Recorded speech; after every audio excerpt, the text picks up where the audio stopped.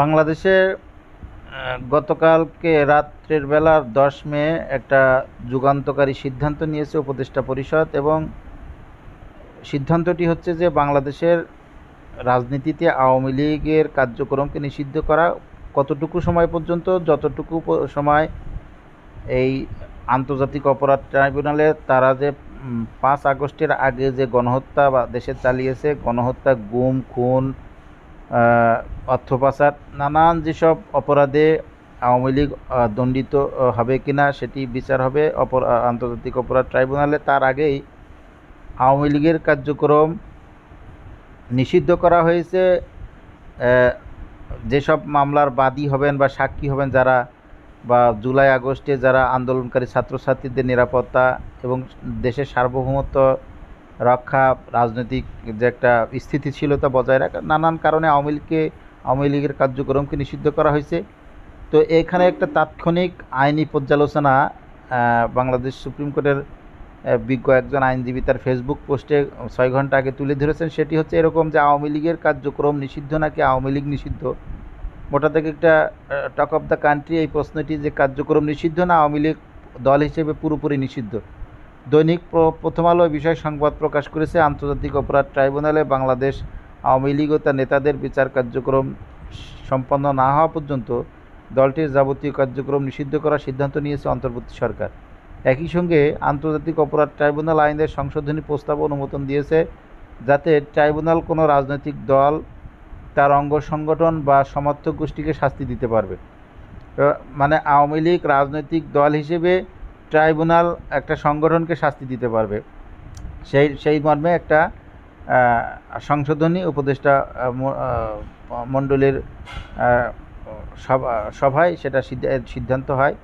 শনিবার রাতে সাপ্তাহিক ছুটির দিনে অন্তর্বর্তী সরকারের উপদেষ্টা পরিষদ এক বিশেষ সভায় এরকম সিদ্ধান্ত হয়। কিন্তু আইন এ বিষয়ে কী বলে, এখানে একজন সুপ্রিম কোর্টের আইনজীবী হিসেবে বা যিনি লিখেছেন, এবং আমরা আইনের ছাত্র হিসেবে আমরা যেটা মোটা দাগে যেটা বুঝি, যে সরকার সন্ত্রাস বিরোধী আইন 2009-এর অধীনে আওয়ামী লীগের কার্যক্রমকে নিষিদ্ধ করেছে। সেটি আমরা পত্রপত্রিকার মাধ্যমে এবং উপদেষ্টা জনাব আসিফ নজরুলের লিখিত বক্তব্যের মাধ্যমে আমরা জানতে পেরেছি গতকাল রাতেই। তো সে মর্মে ইতিমধ্যে গেজেট প্রকাশিত হয়েছে। তো এখন দেখা যায় যে সন্ত্রাস বিরোধী আইন 2009-এর 18 ধারা এর উপধারা 1-এ প্রদত্ত ক্ষমতা বলে বাংলাদেশ আওয়ামী লীগকে নিষিদ্ধ ঘোষণা করতে করা হয়েছে।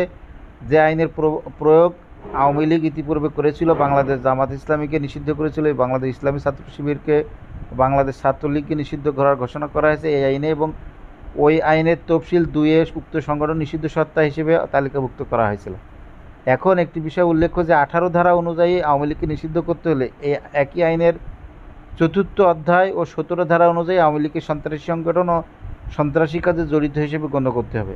এই আইনের 8 ও 9 ধারা মোতাবেক নিষিদ্ধ সত্তার সদস্যপদ গ্রহণ ও সমর্থন করাটাও ফৌজদারি অপরাধ হিসেবে বিবেচিত হবে। সেক্ষেত্রে 6 মাস থেকে 7 বছর পর্যন্ত সশ্রম কারাদণ্ড, অর্থদণ্ড হতে পারে।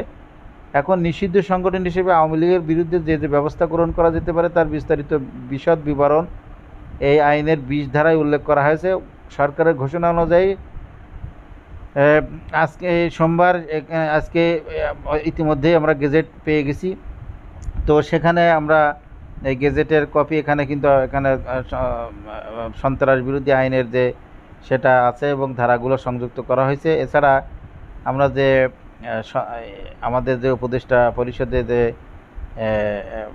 যে গেজেটের মাধ্যমে এই আইনটি মানে আওয়ামী লীগকে নিষিদ্ধ করা হয়েছে, সেই গেজেটের কপি এখানে আমরা দেখতে পাচ্ছি।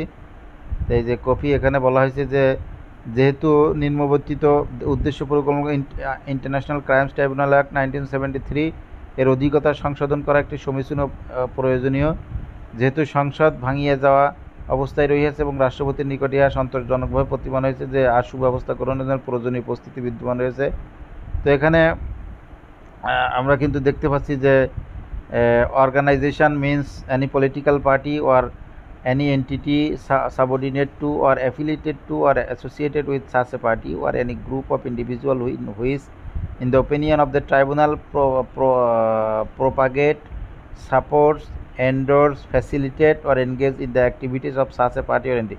এখানে পানিশমেন্ট ফর অর্গানাইজেশন, এবং যদি দেখা যায় যে 20-এর বিধারায় বলছে যে ICT অ্যাক্টের not withstanding anything contained in this act or any other law for the time being in force, if it appears to the tribunal that any organization has committed, ordered, attempted, aided, incited, abetted, conspired, facilitated, or otherwise assisted the commission of any of the crimes under the subsection 2 of section 3 of this act, the tribunal shall have the power to suspend or prohibit its activities, ban the organization, suspend or cancel its registration or license, and confiscate its property.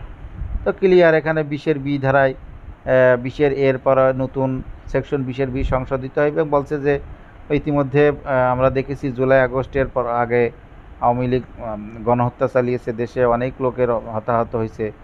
তো সেসব কারণে আওয়ামী লীগের কার্যক্রম নিষিদ্ধ organisation হিসেবে আওয়ামী লীগ এর পরবর্তীতে যুদ্ধ অপরাধ ট্রাইব্যুনালে যদি অর্গানাইজেশন হিসেবে একেবারে প্রমাণিত হয়ে যায় যে তারা আসলে গণহত্যা চালানো দল, ফ্যাসিস্ট দল, গুম খুনের সাথে জড়িত দল, তো তাদেরকে কিন্তু এখন তাদের কার্যক্রম নিষিদ্ধ হলেও পরবর্তীতে আদালতের যে আদেশ যখন হবে অর্গানাইজেশন হিসেবে আওয়ামী লীগ নিষিদ্ধ করার যে ফাইন্ডিং যদি আদালত দেয়, তখন কিন্তু পুরোপুরি আওয়ামী লীগ কার্যক্রম শুধু না, পুরা দল হিসেবে, সংগঠন হিসেবে, অর্গানাইজেশন হিসেবে আওয়ামী লীগ কিন্তু নিষিদ্ধ হবে। সেটি কিন্তু আমরা খুব সহজেই অনুমান করতে পারি। তবে আমরা যেটা অনুমান করি যে বাংলাদেশের রাজনীতিতে আওয়ামী লীগকে একেবারে নিশ্চিহ্ন করা কতটুকু সম্ভব হবে সেটা ইতিহাস বলে দেবে, সেটা সামনের দিন বলে দেবে।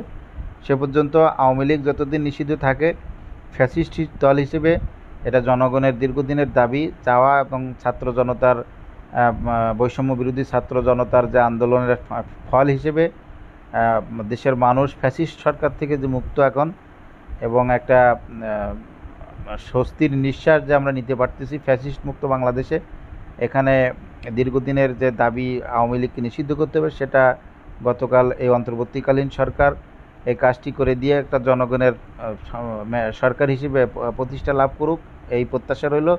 সবাইকে ধন্যবাদ জানাচ্ছি। আসসালামু আলাইকুম।